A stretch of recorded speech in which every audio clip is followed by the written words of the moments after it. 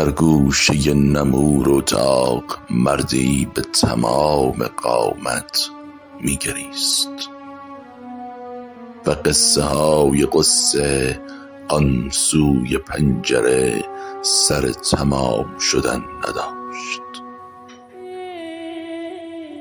خون بود و کلاغ کلاغ بود و خبر بود و شوم بود و مرد بود و رودابه گیسوهاش، میان افسانه هاش، میان حیات من، از روی درخت های مجنون من بید که نمی چید هیچ.